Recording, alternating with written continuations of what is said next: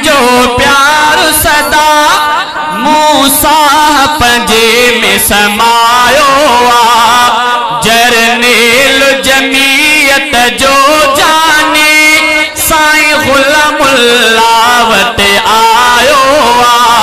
जरनेल जमीयत जो जाने अज पनो आकिल में आयो आ। ओ जो बाप वफा जो पे करो बातिल जक खन ले ओ थरो। जो बाप वफा जो पे करो बातिल जक खन ले ओ थरो। उन गुल जिया कजे गुलशन थे हिन गुल बे महकायो आ। जरनेल जमीयत जो जाने साईं गुलामुल्लावत आयो आ। जे प्यारे पिरिय जो प्यार सदा मूसा पंजे में समायो आ। ओही बिखाल दवांगे हेर रखे दुश्मन जिनड़ियते पैर रखे। ही बिखाल दवांगे हेर रखे दुश्मन जिनड़ियते पैर रखे। पंजे वाल दवांगे हिन पिपिरिय ओ सदे कुफर जो कलंद झुकायो आ। जरनेल जमीयत जो जाने अज पनो आकिल में आयो आ। जे प्यारे पिरिय जो प्यार सदा मूसा पंजे में समायो आ।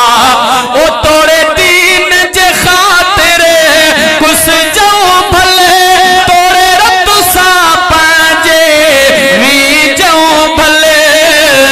मरदासी हक न छॾींदासी इहो ख़ालिद सबक पढ़ायो आ।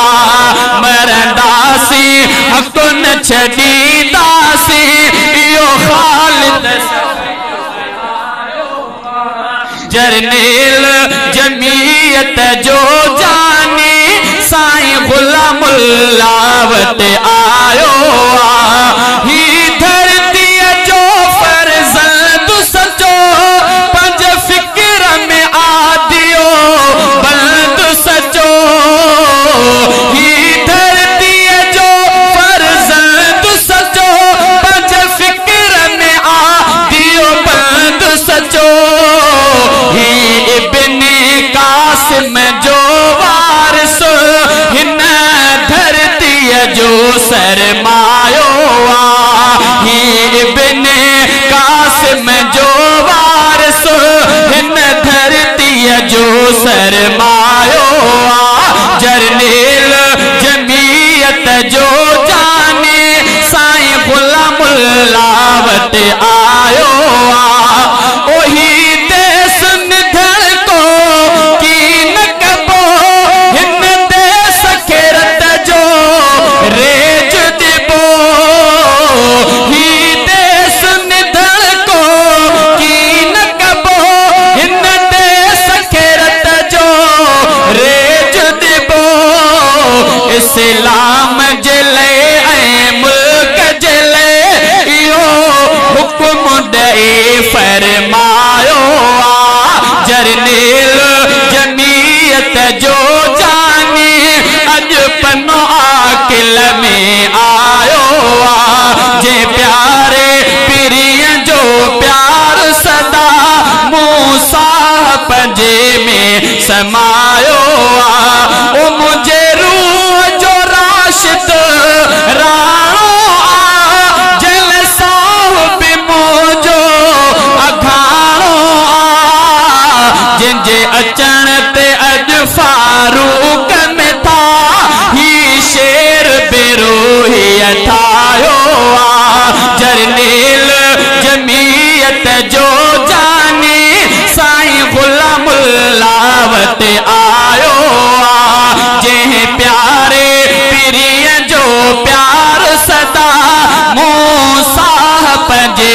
समा